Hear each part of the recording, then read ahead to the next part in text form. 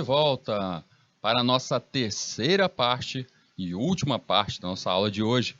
Vínhamos falando da questão do uso de funções, procedimentos, vimos vários exemplos, vimos também a questão do uso das variáveis locais e variáveis globais. Então vamos dar continuidade aqui ao nosso assunto sem perder tempo. Então as funções, elas são o quê? O que seriam as nossas funções aqui? Vamos conceituar isso, rever um pouco sobre isso. Quando queremos resolver um problema em geral, tentamos dividi-lo em subproblemas mais simples e relativamente independentes. E resolvemos os problemas mais simples um a um. A linguagem C dispõe de construções, as tais abstrações, que auxiliam o projeto de programa de maneira top-down. Uma função cria uma maneira conveniente de encapsular alguns detalhes de processamento, ou seja, como algum resultado é obtido. Então a gente cria nessas funções esse encapsulamento, ou seja, separar, criar isso em um arquivo à parte.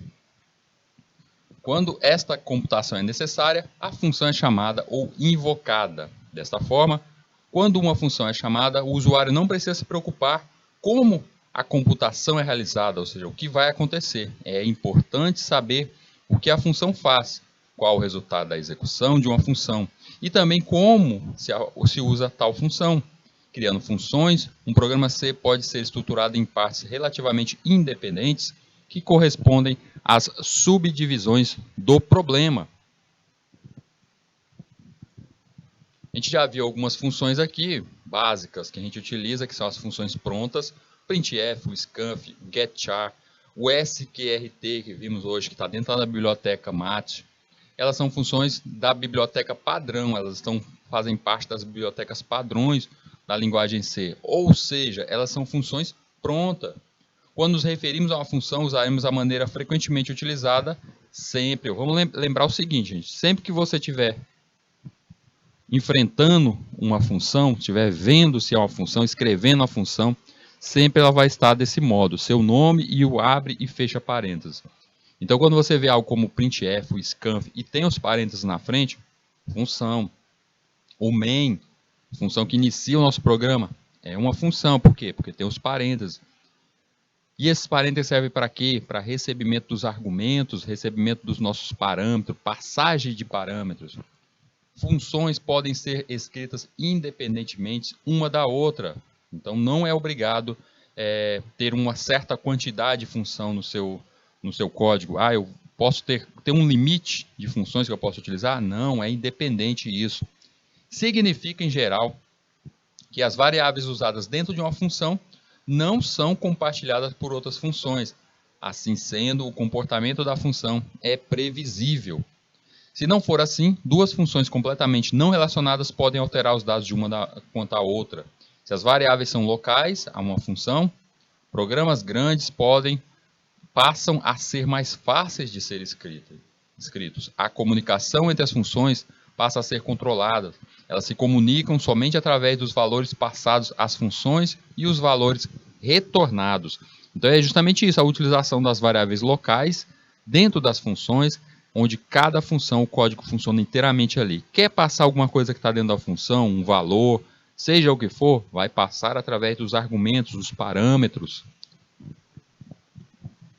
Tem aqui um exemplo básico aqui, que nós temos o nosso programa iniciando ali na linha 8, aonde nós temos ali criação de duas variáveis, a num1 e a num2, e aí pede para a pessoa digitar esses números. Esses números vão cair dentro da num1 e num2, utilizando o scanf, e aí na linha 16 é que eu estou chamando ali uma função. Estou chamando a primeira função, a função soma, passando os valores que estão entre num1 e num2. Lá na função soma, lá na linha 2, ela já está pronta para receber os dois valores. Os dois valores vão recair dentro do código, naquela função, e somando, como vocês podem ver na linha 3 ali, o A mais o B, o valor do A e o B, ou seja, ele já entrega o resultado. O resultado, por isso que ela é a void, por isso que ela é vazia. O resultado já vai ser passado direto ali, dentro da execução daquela função, na linha 3. Retorno, terminou essa função? Terminou. Retorno para o programa principal, ali na linha 17. Ele chama uma nova função, agora a função subtracão, onde ela vai passar os valores de NaN1 e NaN2 lá para a função subtracão, lá na linha 5. Esses dois valores são recebidos pelo int A e o int B. Percebam que na soma e na subtracão foram utilizados variáveis A e B, têm o mesmo nome, mas por serem funções diferentes, localizações diferentes, só funciona naquele momento, local. Ah, mas eu vou os mesmos valores que foram passados. Seria interessante se tivesse passado logo para as duas. Não, porque se eu tivesse feito isso, eu estaria executando isso diretamente na memória, utilizando processamento, e isso não é interessante. E aí, o resultado de A menos B aparece ali em tela diretamente da função. E aí, nós retornamos para o nosso programa principal, onde poderia ter ali um return 0. Como lembramos que a nossa função int_main do nosso programa principal, ela precisa do retorno. Nesse caso aqui, quando não tem, automaticamente ele já recebe o 0, ela já tem compilada, já tem pronta o 0. Mas seria de boa prática a gente ter isso. O nosso code block ele estaria passando justamente essa falha, não seria nem uma falha, um aviso lá no seu console. Então, o programa em C consiste de uma ou mais definições de funções e variáveis. Há sempre uma função chamada main, sempre ela é a principal. Outras funções também podem ser definidas, a gente pode criar várias. Cada uma pode ser definida de forma separada, mas nenhuma função pode ser definida dentro de outra função. Tá? Vamos tomar cuidado com isso, gente. Você pode criar dentro de uma função, vou colocar aqui, ó, chamei uma função func, está lá o parâmetro, abre e fecha os parênteses. Eu posso passar parâmetros aqui? Pode, ou nesse caso aqui, vamos escolher aqui não passar nenhum parâmetro. Vou dizer que é void. Posso criar dentro dessa função uma outra função? Vou criar aqui uma função f1. Posso fazer isso? Nunca, nunca, nunca. Você pode criar várias variáveis, vetores, tudo dentro de uma outra função. Mas uma função não poderá estar dentro de outra função. Tá? A gente não faz isso. Isso é válido para todas as linguagens? Não, é válido por enquanto para a linguagem C. A gente vai ver que principalmente lá no futuro, quando estivermos trabalhando com aplicações, isso aqui poderá ser modificado. Tá? Mas agora vamos manter esse conhecimento aqui de que funções não podem ser escritas dentro de funções. Isso é uma grande falha, não façam isso. Veja um exemplo simples de um programa que consiste de duas funções, a main e a allo, sendo que a allo, ela está ali, foi criado aquele nosso protótipo lá no começo, void allo, void, chamei ela, quer dizer que em algum lugar tem o código completo dessa nossa função, eu só estou especificando que ela existe. Dentro do nosso código, eu tenho ali, a partir da linha 5, o main, onde tem um int i iniciado, e esse int i começa com 1. E aí ele vai repetindo ali até chegar o valor igual a 3. Então ele vai contabilizar 1, 2 e 3. 3 vezes. Sendo que ele vai fazer o quê em cada passada desse while? Ele vai chamar a função allo. E aí na função allo, lá no nosso topo, lá no nosso protótipo, ele aponta para o final aqui. E lá no final tem o que é expresso nessa nossa, para que ela serve.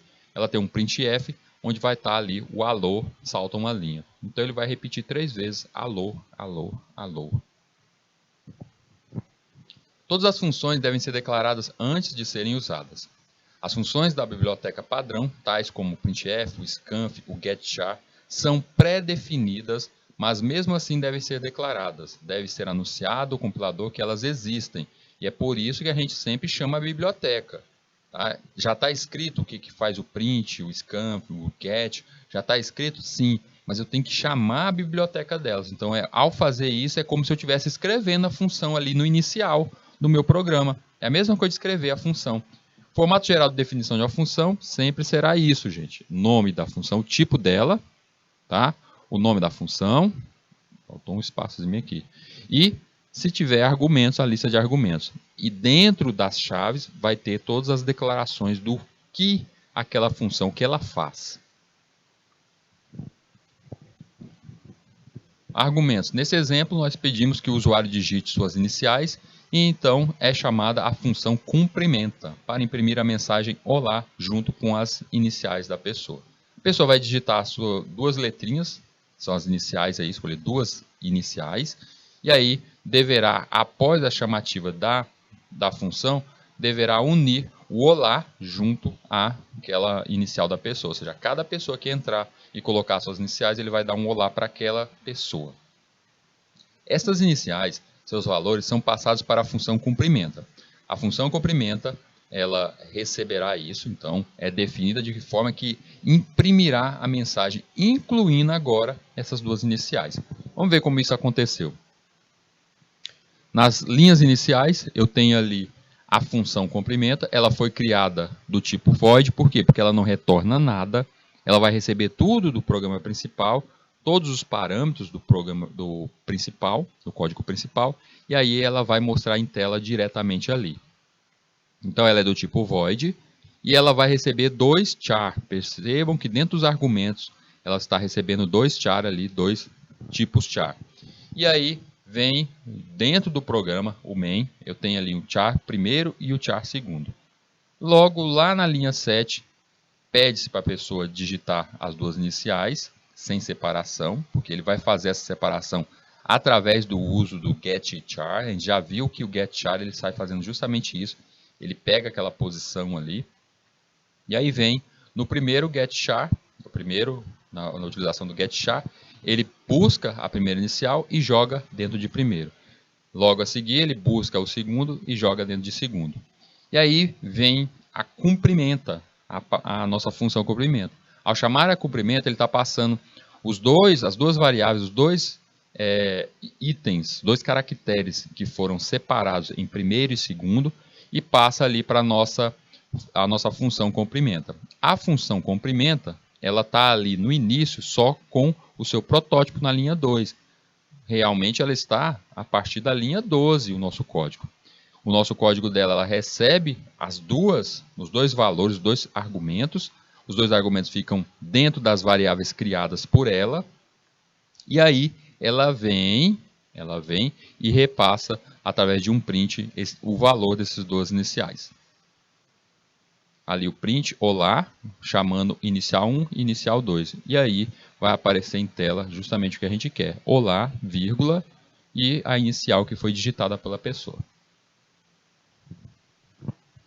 A função main chama a função cumprimenta e a main passa para o cumprimento os valores dos dois caracteres a serem impressos. Então, em resultado aí, a função main, o inicial, sempre que você chama uma função, ela repassa aqueles argumentos direto para aquela função que foi chamada. Então é o tal do portal que o Rildo falou agora há pouco, é justamente aquele momento, o único ponto de ligação entre a função e a função principal, o programa principal. Funções que retornam um valor. Funções que não retornam nenhum valor, como no caso a nossa alô, que a gente viu agora há pouco, ela normalmente é do tipo void. Tá? E as funções que não retornam valor são conhecidas como procedimentos. Além de executar as ações, como imprimir, como a questão da imprimir, uma função também pode retornar um valor para o programa que o chamou. Uma função que retorna um valor tem no seu cabeçalho o nome do tipo do resultado. O valor retornado pode ser de qualquer tipo, incluindo int, float e char. E é claro que uma vez definida a função, só é de um tipo específico. Então, se a gente for fazer uma função que vai retornar um int, ela tem que ser tipo int. Se ela vai retornar um float, ela tem que ser do tipo float, e assim por diante. A função que retorna um tipo diferente a void, executa alguns cálculos e retorna o resultado, que é um número único de único valor para quem a chamou. A função chamadora pode então usar o resultado para retornar um valor para a função chamadora. A função usa a sentença return. Então você utiliza o comando return para retornar aquele valor para o código principal, para a função principal. Quer retornar o resultado de uma soma, o resultado de valores ali dentro do código da função, a gente chama o return. Quer retornar somente um status lógico 0 e 1, da mesma forma. Isso tudo é definido ali no tipo daquela a nossa função. Vamos ver nesse caso aqui, nesse exemplo, a gente tem um programa que verifica 3 números, se eles servem para formar um triângulo. Esse programa a gente já chegou a fazer dentro da linguagem C, já chegamos a fazer lá no Portugal, só que agora vamos chamá-lo através de uma função. A gente tem aqui no início, linha 4, eu tenho ali a chamativa do protótipo da nossa função. Tem ali int quadrado e ela internamente, o argumento que vai ser recebido vai ser do tipo int. Não é necessário colocar ali a variável espaço já não, só estou repassando que o argumento, o tipo do argumento que vai ser repassado ali. Linha 5 começa a nossa função principal, nosso main, e aí vem ali a parte da linha 7, a criação das 3 variáveis do tipo int, onde elas receberão os valores que serão digitados pela pessoa a partir da pergunta da linha 8, nosso printf, e o nosso scanf recebe ali no S1, S2, os endereços de S1, S2 e S3, alocando esses valores nessa variável. A gente passa por aquele se, a gente já entende esse programa, já o fizemos, onde sai fazendo a comparação. Se os três valores ali, a soma de 2 desses valores, se ela é igual ou até a questão que é maior do que a soma, o terceiro valor é maior do que a soma ou igual à soma dos 2 primeiros valores. Sai fazendo essa comparação, porque para formar um triângulo não pode acontecer isso, não pode ter tal item. Cada espaço, além disso, tem que haver a comparação de que cada um dos números digitados, cada um dos lados desse possível triângulo tem que ser obrigatoriamente maior do que 0. Então, após essas condições serem estabelecidas, aí é que vai se dizer se ele é apto ou não para se formar o nosso triângulo. Só que aí agora, do modo que a gente está usando, a gente está chamando a função quadrado. E aí percebam que na linha 11, eu estou chamando ali só a função quadrado 3 vezes, repassando aquele valor, onde aquele valor digitado ele vai cair dentro da função quadrado, e lá na função quadrado ele sai multiplicando esse valor por ele mesmo, retornando ali o quadrado deste valor. Então, cada um desses espaços onde é chamada essa função, ele retorna o quadrado desse valor. E aí, a partir daí, esse retorno, ou seja, eu utilizei o retorno para retornar os valores que foram após a execução da nossa função. Lógico que quando chamamos a função quadrado, passamos o valor no qual desejamos executar o cálculo e também usamos o valor retornado pela função em expressões. O valor do quadrado lá em S1 é o valor que a função quadrado retorna quando chamado o valor do argumento, sendo igual ao valor de S1. Os valores retornados pelas chamadas de funções podem ser usados em todos os lugares. Valores podem ser usados desse modo em qualquer momento ali. Os internos ali que eu declarei na função principal podem ser utilizados quantas vezes eu quiser na chamativa dessa mesma função. Se a gente vê aí, só nesse nosso caso aí, a função quadrado, ela foi chamada aí 9 vezes. Foram chamadas 9 vezes, 3 vezes em cada linha. Então, não existe uma limitação para a chamativa. Lembrando que a cada vez que eu chamar, eu vou estar repassando aquele valor ali para aquela função. Vai estar sendo criado de novo aquele valor. Então, as variáveis locais, como é que a gente viu que as variáveis locais funcionam? Aí as variáveis locais, elas funcionam fora, ou seja, funcionam só naquele pedaço do código. Chamou a função ali, criou uma variável naquele instante, então aquela variável só funciona ali. Então a função só enxerga, olha só enxerga suas próprias variáveis. Então a variável só naquele espaço onde ela foi criada, só naquele pedaço de código dentro daquela função é chamada aquela variável. Perceba que no caso aqui na linguagem C, todo programa ele só funciona dentro de funções. Só dentro de funções é a função, o nosso programa principal, ele chama a função main, função para iniciar o programa, função principal. As funções que têm as ações que podem estar ligadas à função main são funções também. Então, tudo que é feito dentro da programação na linguagem C é feito dentro de alguma função. Função main usou um nome x, olha só nesse nosso exemplo, usa um nome x, mas x não é definido dentro de função main. Ele é uma variável local. Este programa aqui, nesse caso, ele gera um erro. Olha ali no início, tem o main. Lá no main ele pede ali obtém it, ou seja, chama a nossa variável obtém it. Lá embaixo, a nossa função obtém it, que ela está lá embaixo, tem o protótipo lá no início, ela é chamada. E aí ele pede para imprimir o que tem dentro de x. Mas o problema é que o x não está dentro da nosso main. Ele não foi declarado em momento algum. Então ele vai gerar um erro por isso. Mas eu entrei lá dentro da função obtém int e lá tem a declaração int x, e aí é feito a passagem do parâmetro ali no caso, chama-se o print ali entra com o valor, a pessoa coloca isso e cai dentro do x, legal, caiu dentro do x, o scanf levou para dentro do x, e aí ele printa obrigado. E o valor de x, quanto que tem? Quanto que a pessoa digitou. Só que aí, ao encerrar ali, ele não retornou nada. Por quê? Porque ela é uma função do tipo void, vazia. Ele não retornou nada. Quando a gente retorna aqui para o nosso programa principal, não existe x ali e não existe retorno algum. Então, de cara, ele forma ali um erro. Ele mostra um erro. Então, note que é possível ter duas funções que usam variáveis locais com o mesmo nome. Cada uma delas é restrita à função que o define e assim não há conflito. Então a gente pode ter, no caso, as duas funções. Eu tenho a função aqui, o main, e tenho a função obtém novo int. Duas funções trabalhando, e nas duas funções eu tive o int x. Então eu criei o int x duas vezes. E lá no final da minha função obtém novo int, lá no finalzinho eu tenho ali o retorno x. Eu vou retornar o valor de x.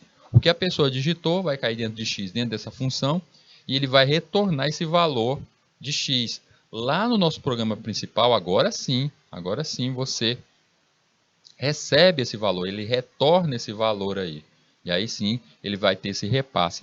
Além do mais, que nesse caso aí, o x que está no programa principal, ele existe, foi declarado. Então não dá erro aí no caso da execução desse programa.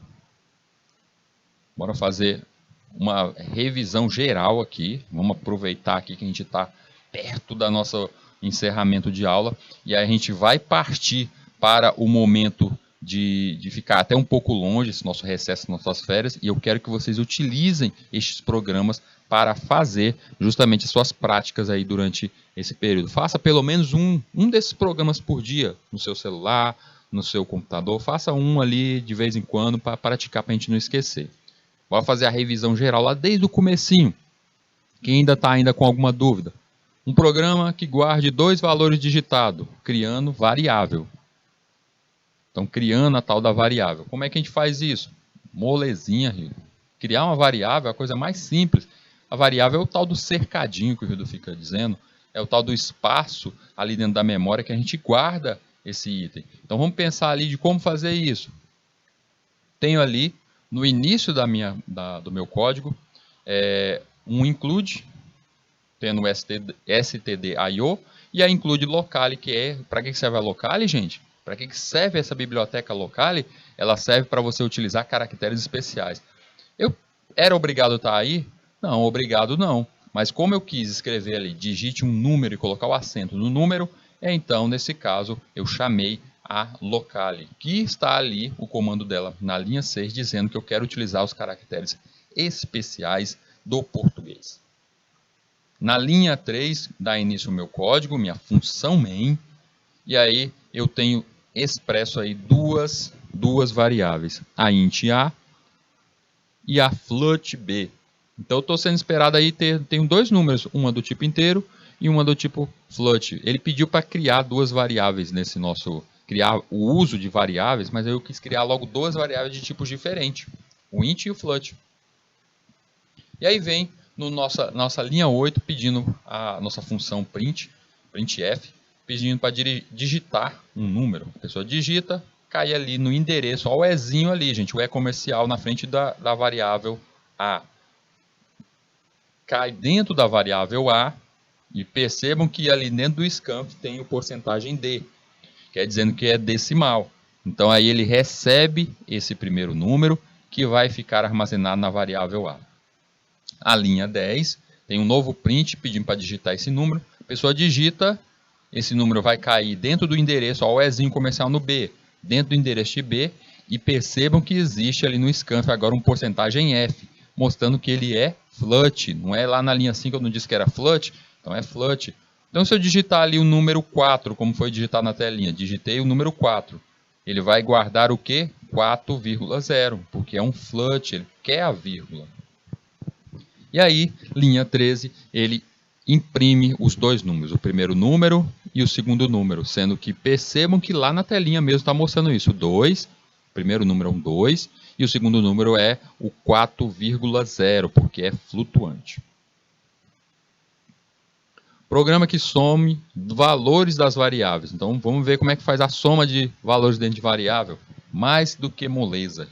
Se você cria variáveis, se você consegue criar variáveis, como a gente está vendo aí nesse código, que é a continuação daquele último código lá, o reuso daquele último código, eu tenho ali as variáveis 4 e 5, as variáveis na linha 4 e 5, com as letrinhas A e B. As duas são do tipo inteiro. E eu poderia fazer aqui algo como soma, multiplicação com variáveis de tipos diferentes. Você até pode fazer isso, mas o local onde vai ser expresso, o local onde vai ser guardada essa última variável, você tem que tomar cuidado. Por quê? Porque dentro de uma variável do tipo float, eu posso guardar um número inteiro. Acontece a conversão, o número 2 vira 2,0. Acontece a conversão. Agora, dentro de uma variável do tipo int, eu não consigo guardar um float, porque ele tem informações a mais, ele tem números depois da vírgula, enquanto o inteiro não tem isso. Então, cuidado quanto a isso, tá?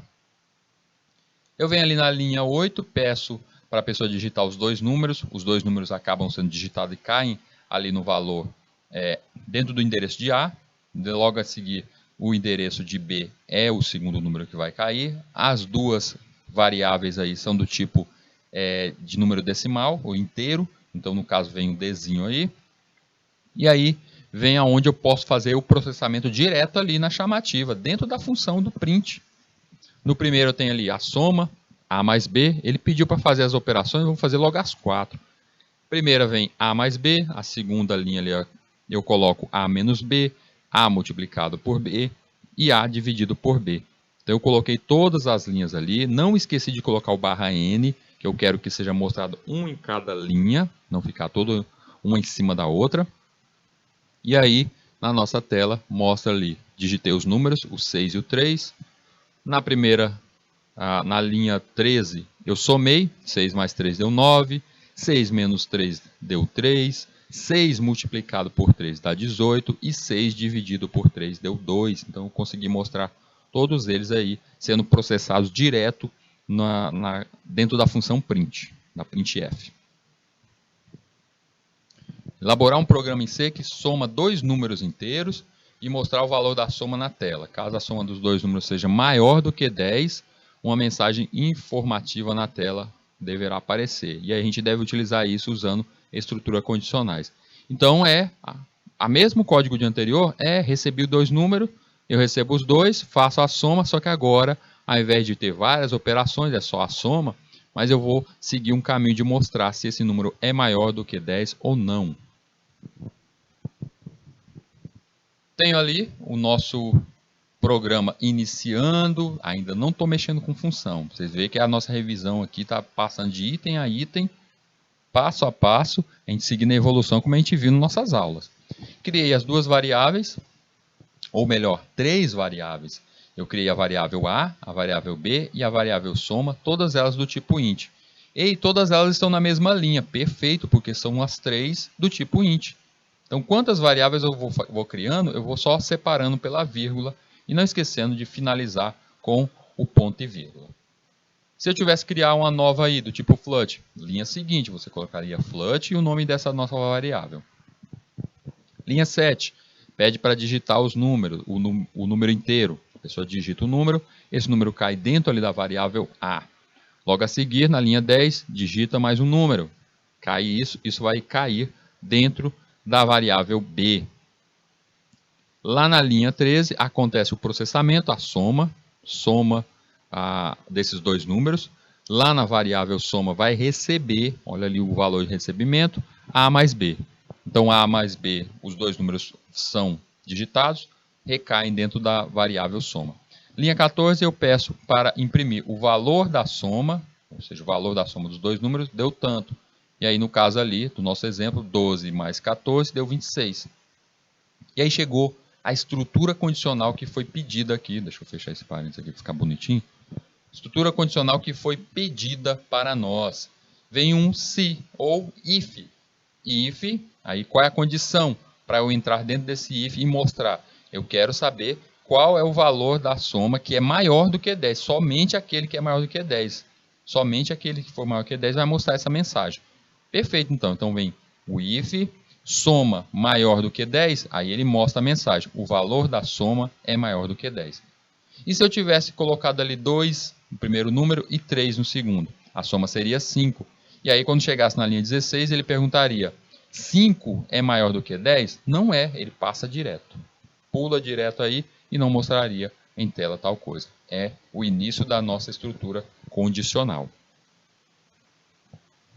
Se eu quiser utilizar agora, além de dizer que é maior, eu quiser dizer também que é menor, porque 3 e 5 são 8 e são menores do que 10. Então eu quero que seja mostrada a mensagem, menor do que 10. Pois bem, vamos utilizar, além do if, vamos utilizar um else. Uma condição não é maior, else então.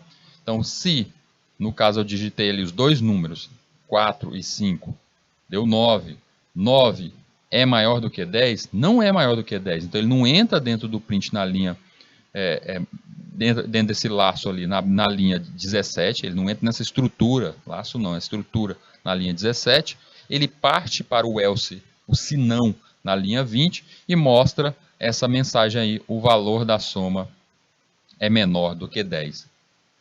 Aí fica até essa questão aí que eu poderia aumentar essa condição. E se eu por acaso eu colocasse o primeiro número é 4, o segundo número é 6, e aí forma 10.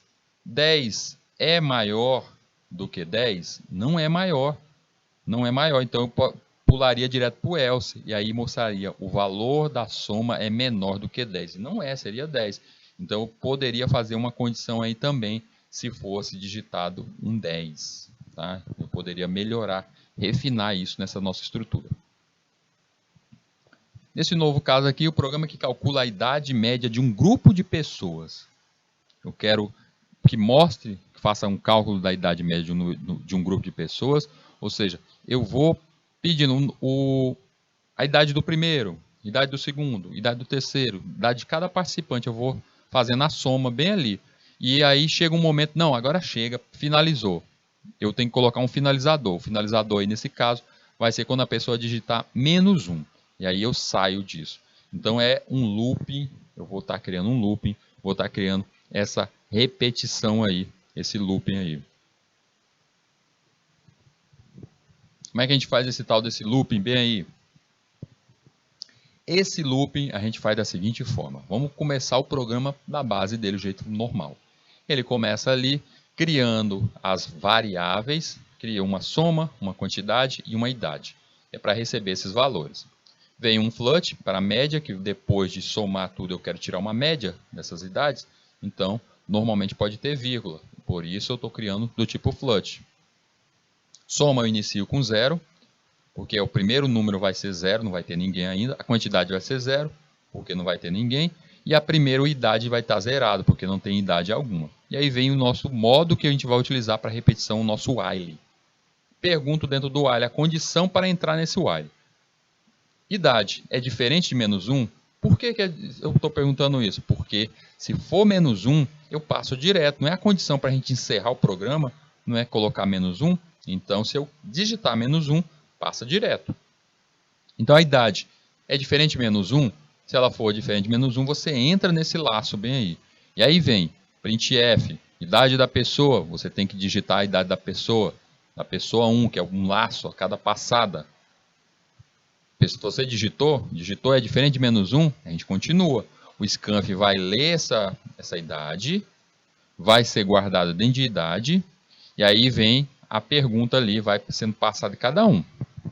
Se a idade, no caso a idade ali, ele sai dessa idade ali, ainda está dentro do while, se a idade for menor ou igual a 0, aí ele vai fazer a soma. Soma recebe o valor de soma que inicialmente era zerado com a idade que você digitou. Então, soma recebe o nome da primeira idade, o item da primeira idade. Primeira vez ali eu digitei 12, pronto, ficou, soma está valendo 12. Quando eu vier passar a segunda vez, eu digitar 14, então será o quê? Será 12 mais 14. Vai ter agora 26. Ele vai somando isso, porque vai ser soma mais idade. E a quantidade vai juntando ali, vai aumentando. A primeira quantidade foi 0, tal, vai passando. Por quê? Porque a quantidade é aquele númerozinho que aparece ali na frente de idade de pessoa. Primeira pessoa, segunda pessoa, assim por diante. Vai chegar um momento que após fazer tudo isso, ele ainda tem que calcular ainda. Ele sai fazendo cálculo sobre a média desses valores. A média desses valores vai aparecer somente quando eu digitar ali o menos 1, porque eu quero sair daquele loop. Eu digitei menos 1. Vocês percebem ali que na execução, depois de 16, eu digitei menos 1. E aí eu saio disso e entro naquele último if ali, que mostra a quantidade. É maior do que 0? Com certeza vai ser maior, só não vai ser se na primeira vez quando ele entrar o programa, eu digitar logo de cara menos 1. Eu vou sair sem digitar nenhuma idade. Esse número ali, esse if, vai mostrar a soma dividida pela quantidade. Foram 5 pessoas, então eu pego o valor da soma de todas as idades e divido por 5. E assim é retirado o meu média. E a média vai ser mostrada, a média da idade das pessoas vai mostrar ali a média da idade das pessoas, como é mostrado na tela. A média da idade, a quantidade das pessoas, 5 pessoas, aí no caso ali deu 14,8. Se caso, logo de cara, não começou o programa, eu digitar menos 1, ele não entraria em nenhum desses laços e já cairia naquele else lá embaixo da linha 29, onde tem nenhum dado foi informado. Então teria pelo menos essa questão do erro, a questão da falha aí, para isso, a saída. Posso utilizar o do while? Para que serve o do while? O while ele repete. O do while ele repete, ele passa pelo menos uma vez. O que acontece se eu digitasse aqui menos 1? Ele entraria pelo menos uma vez dentro desse laço. Então, se você quer que o laço seja repetido pelo menos uma vez, você coloca, ao invés de um while, você coloca um do while, onde o do, dentro das chaves do do, você coloca toda a questão da leitura do pedido, a idade, todo o cálculo de soma, tudo isso. E aí tem a saída, o while lá no final, que é aquele comparativo. Ou seja, o while que a gente tinha no último, vamos botar aqui, ó, o while da linha 10, ele passa a ser no final, ou seja, você entra no código e depois pergunta se a idade ela é diferente de menos 1. Nesse caso aqui, a gente pergunta no final. Por quê? Porque eu quero que pelo menos uma vez isso seja mostrado em tela. A única diferença do while para o do while é isso. É passar o código pelo menos uma vez. E utilizar essa mesma repetição agora com o for. Existem 3 modos de fazer essa repetição, gente.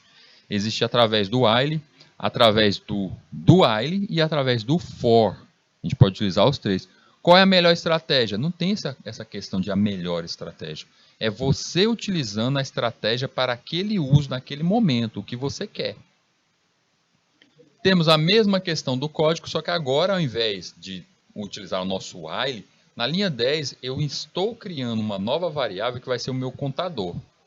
Ele vai fazer o laço rodar ali para que seja passado tempo a tempo. Nesse contador, aí que é o problema. Olha só, antes eu ia ficar dentro desse laço aí, colocando as idades, até o momento de digitar -1. Eu tinha um código para saída, uma palavra para saída ali dessa brincadeira. Já nesse caso aqui, o for ele é utilizado quando você sabe exatamente quantas vezes você vai passar por aquele código. Neste caso aqui, eu sei exatamente que eu terei o quê? 5. Serão 5 pessoas que darão as suas idades. 5 números serão digitados. Não 6 e não 4. 5, exatamente 5. Quando você sabe exatamente o número correto, você utiliza a estrutura for. Não sabe o número correto? Utiliza o while. Não sabe o número correto, mas quer que seja apresentada pelo menos uma vez esse código? Do while. Então aí nesse caso, linha 11 vem o meu for, começa o contador com 0, e aí ele sai fazendo cada passagem aí dentro desse código aí, pedindo para a pessoa digitar a sua idade. Essa idade vai ser armazenada, junto com idade e soma, e aí vai sendo guardado da mesma forma que a gente viu os anteriores. Ao finalizar isso, tem o nosso cálculo ali a partir da linha 22, onde eu tenho ali uma outra condição que mostra justamente, nossa condicional que mostra, faz aquele comparativo, se não teve idade nenhuma, se ninguém digitou nada, porque senão ele vai cair naquele nenhum dado foi informado. E aí ele faz esse comparativo, como teve idades, ele entra ali e faz o cálculo e mostra a média daquelas 5 pessoas digitadas, que era um número fixo, foi tanto. Cria uma estrutura que receba 3 números. Agora vamos partir para o vetor, outro conceito que a gente aprendeu durante as nossas aulas. E o do vetor, ele nada mais é do que várias variáveis coladinhas uma com a outra, correto? Corretíssimo, é justamente isso. Eu tenho várias variáveis, uma coladinha com a outra. E qual é o tamanho do meu vetor? Se você fizer desse modo, como está na linha 5, int number, o vetor sempre tem os colchetes ali do lado, tá? Para indicar o argumento interno naquele colchete, a quantidade que é aquele de variáveis coladas, de espaços colados, de cercadinhos colados, a gente vai ter no nosso vetor. Nesse caso aí, eu disse int number 3, então eu tenho 3 quadradinhos. Eu criei nada mais, nada menos do que isso aqui, 3 quadradinhos, onde em cada quadradinho desse eu tenho o meu índice 0, 1, 2. Cada um desses quadradinhos começa pelo 0 a contagem, cada um desses índices. Se eu chamar ali depois, eu quero saber quem está armazenado na primeira posição, eu peço para ser mostrada a posição number, aí abre o colchete 0. Ele vai mostrar que número vai estar dentro da posição 0. Vamos ver o que aconteceu ali utilizando o nosso for. A gente utilizou o for para passar, já que eu sabia que era exatamente 3, não preciso do while, né? Só um for. Sai passando um a uma, posição a posição, pedindo que a pessoa digite um número. Aquele número que vai ser digitado vai cair naquela primeira posição, posição 0, depois a posição 1, posição 2, conforme o índice ali que ele começou com 0 e ele vai sendo incrementado até chegar à posição, o índice estiver o valor de 2.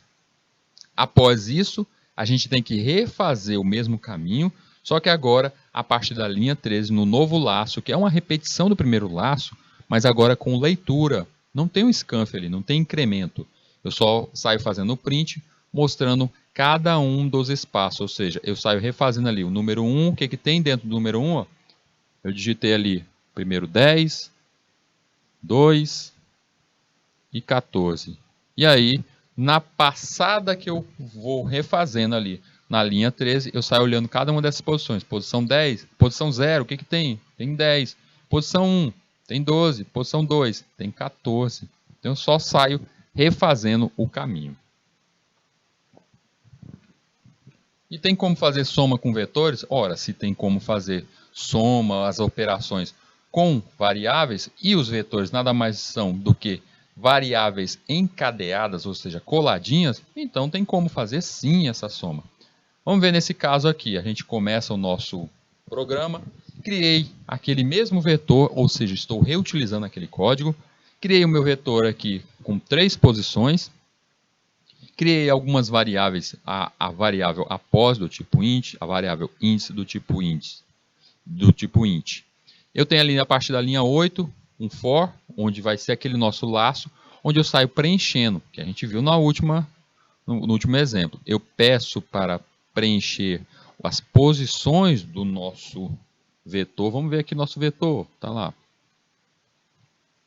0, 1 e 2.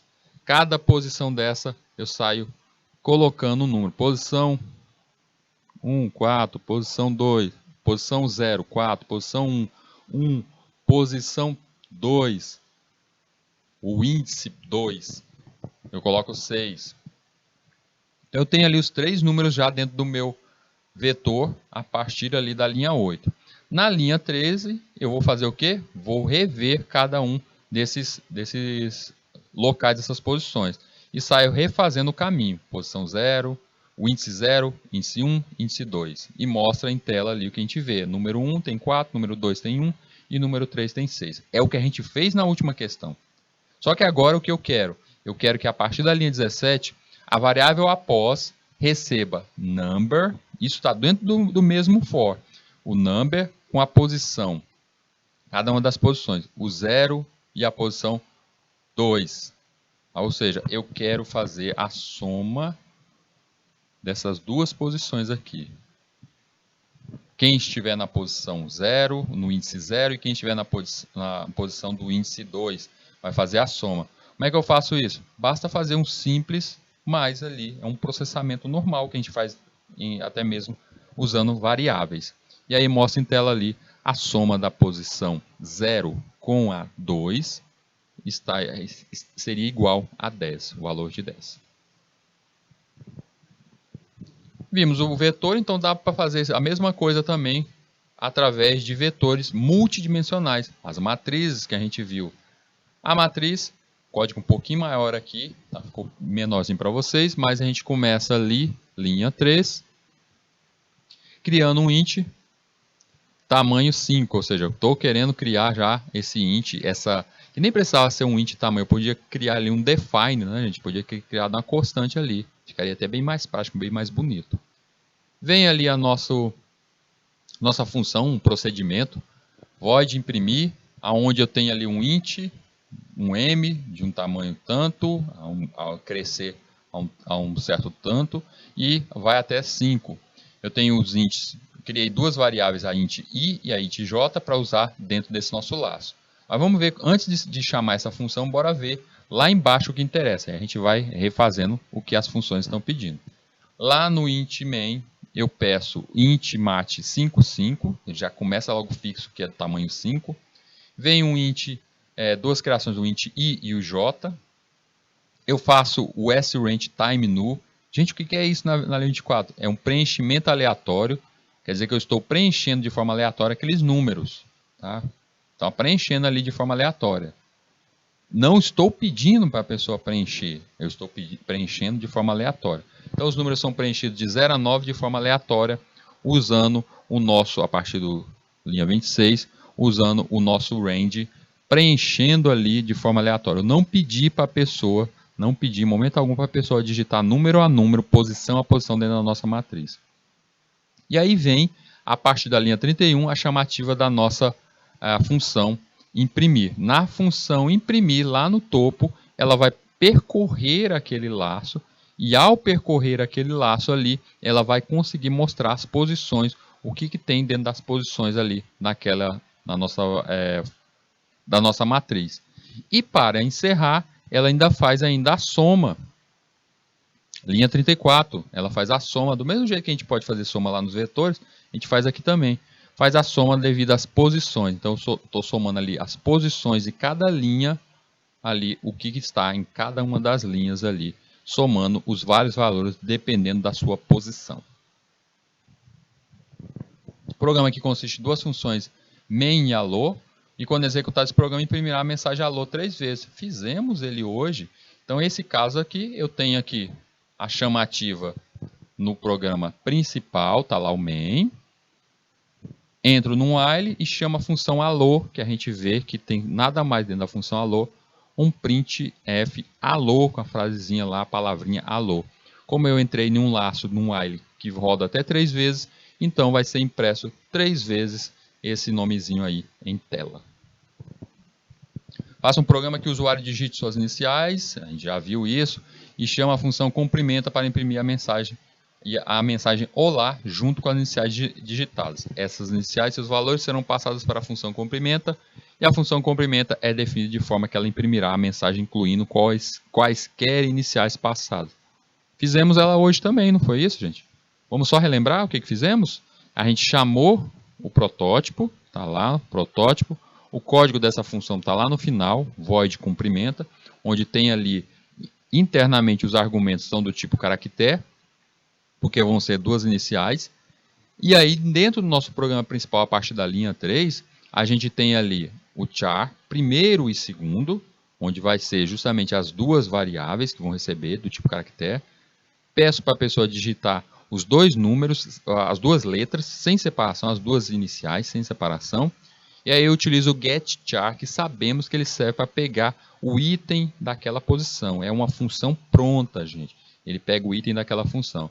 O primeiro getChar leva o Rzinho para dentro da variável primeiro, e o segundo getChar, quando chamado, leva o próximo, ou seja, é como se ele estivesse arrancando dali. Ele leva o próximo e coloca nas suas devidas posições. getChar a gente já utilizou aqui em outros exemplos.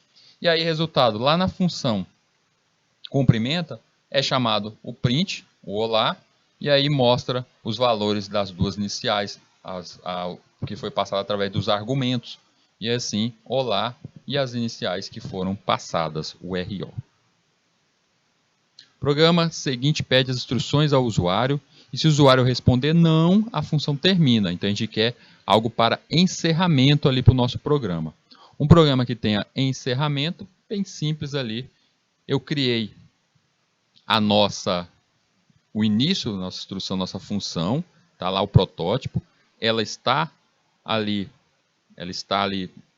não, ela nem está no protótipo aqui, foi colocada como inteira mesmo, nem precisou disso. Lá no nosso programa, ficou bem miudinho, está lá, main, e ele chama simplesmente a função. E a função, o que ela está mandando? Você quer instruções S ou N. O que a pessoa digitar S ou N vai cair ali dentro do CH. E o CH, essa variável criada ali, vai cair ali dentro, vai ser comparada. Se CH for igual a N, ou se ele é um N, ele vai aceitar os dois. E aí ele vai retornar esse valor. Ao fazer isso, ele vai mostrar as instruções, ele vai entrar nele, se for aceito, ele vai entrar e vai mostrar. As regras do jogo teria todo escrito ali das regras de tal jogo, do modo como a gente quisesse ali. Então seria somente a questão de perguntas. Eu poderia ter utilizado até mesmo a questão do uso do case, aqui o nosso switch, poderia ter utilizado desse modo. Vamos ver esse último aqui, onde pede que os números primos são números naturais maiores do que 1 e possuem somente dois divisores. São divisíveis por 1 e por ele mesmo. Faça um programa que gera um número primo a partir de um limite superior. Ou seja, eu quero que apareça, eu dei o limite e a pessoa digite ali a questão dos números, que seja mostrado em tela somente os números primos. Tipo ali na tela de execução. A pessoa digitou 100, e aí vai mostrar só os números primos que contém ali de 0 até 100. Então eu tenho ali o começo das minhas variáveis. Peço para a pessoa digitar o limite, print na linha 6, a pessoa digita, isso vai cair no max. E aí vem o while. Então, para fazer isso, nada mais do que um while. Eu pego esse while bem ali. Percebam que na linha 11 eu estou usando o System CLS, que é para limpeza de tela, tá, gente? Usa fazer a limpeza de tela. Linha 12, os números, a pessoa digita, cai dentro do max, e aí vai fazendo cada um dos nosso laço ali, a partir da linha 16. Os dois laços, já que eu estou utilizando ali a leitura das posições ali, de todas as posições ali, possíveis posições, para saber se ele tem divisor ou não. O primeiro laço da linha 16, ele verifica se existe divisão, se existe resto ali dentro daquela divisão. Se existir, então aí nesse caso aí, ele vai estar dentro dessa regra. E aí ele conta esses divisores, ele vai contar esse divisor para encontrar os números primos. Aí é que a gente encontra a partir da linha 19, sai preenchendo esses dados aí, essas localizações aí de cada um dos números primos e imprimindo em tela. E aí sim, a cada encontro com um número primo, aí eu vou mostrando isso em tela, a passagem de cada um, chegando à limitação do nosso max ali, que foi o número que foi escolhido na linha 6. O nosso max ali no caso foi 100 e ele digitou somente os números primos que estão ali dentro dessa faixa até o número 100. Quando ele chega no número 100, ele encerra e ele sai e vai para a linha 30 ali no nosso System Pause. Turminha, seguinte, a gente está chegando nesse momento de recesso, esse momento de férias. Esse material vai estar logo, logo lá no nosso site, no canal. Todos os códigos, todo o nosso material anterior já está lá no canal. Então pegue tudo isso, reveja o código, melhore o código, veja um código como esse último aqui. Ele está extenso, tá? Eu vou ler passo a passo, sai olhando passo a passo, setor a setor dentro desse código e refaça. Mesmo que você tenha um código pronto, o professor está aqui, a apresentação do professor está todo pronto, já está todo respondido. Pronto, já está respondido, não precisa fazer nada. Faça isso.